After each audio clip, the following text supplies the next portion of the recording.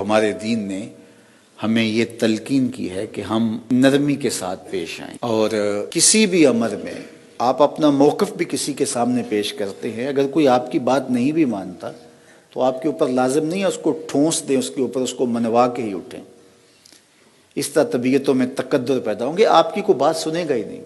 حضرت امام اعظم ابو حنیفہ علیہ رحمہ، آپ اپنے ایک شاگرد کو وصیت کرتے ہیں، غالباً حضرت زید ان کا نام ہے، کہ جب آپ کسی شہر میں جاؤ تو گھوڑا اچھا رکھو، لباس اچھا پہنو، لوگوں کے ساتھ میل جول اچھا رکھو، کوشش کرو کہ بحث تکرار کی نوبت نہ آئے، اور اگر بحث کی کسی سے نوبت آ جائے تو پہلے اس کا موقف سنو، اور پھر اس کا موقف سننے کے بعد اس کی جو درست باتیں ہیں ان کی تائید کرو، ان کی تصویب کرو کہ تم نے یہ درست کہا، اور جن باتوں سے آپ متفق نہیں ہیں تو آپ کہو کہ آپ نے جو کہا یہ آپ کا موقف ہے، لیکن اس کے مقابل میرا موقف یہ ہے، اور میں اس موقف میں اکیلا نہیں ہوں، میرے ساتھ یہ فلاں فلاں اہل علم موجود ہیں۔ گزرے ہوئے بزرگوں کے اسما بیان کرو اور ان کا موقف بیان کرو، پھر اپنے دلائل دو۔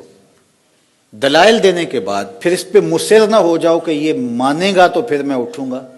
دلائل اس کی جیب میں ڈال کر کے، اس کے کوٹ میں گیند ڈال کر کے آپ گھر آ جاؤ۔ اللہ نے ہدایت دینی ہے، لکھا ہوا تو ہدایت مل جائے گی۔ ہمارے اوپر پہنچا دینا ہے۔ آج ممبر پہ ہم یہی کہتے ہیں، جب خطبہ ختم کرتے ہیں تو یہ کہتے ہیں نا، وَمَا عَلَيْنَا إِلَّا ہمارا کام پہنچا دینا ہے، لیکن یہ ہم یوں ہی کہہ رہے ہوتے ہیں۔ رویہ یہ ہوتا ہے کہ جو ہماری بات مانے گا نہیں، ہمارے موقف کو تسلیم نہیں کرے گا، وہ دارِ اسلام سے خارج ہے۔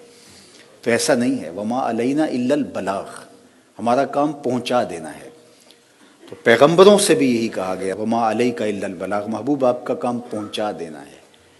دل موڑے گا رب تو موڑ دے گا، یہ اس کے قبضہ قدرت میں ہے۔ تو اس لیے کسی بھی امر کے اندر تبلیغی امور ہوں، اعمال ہوں، رویے ہوں، گفتگو ہو، طرز معاشرت ہو، اس میں حد سے تجاوز نہیں کرے۔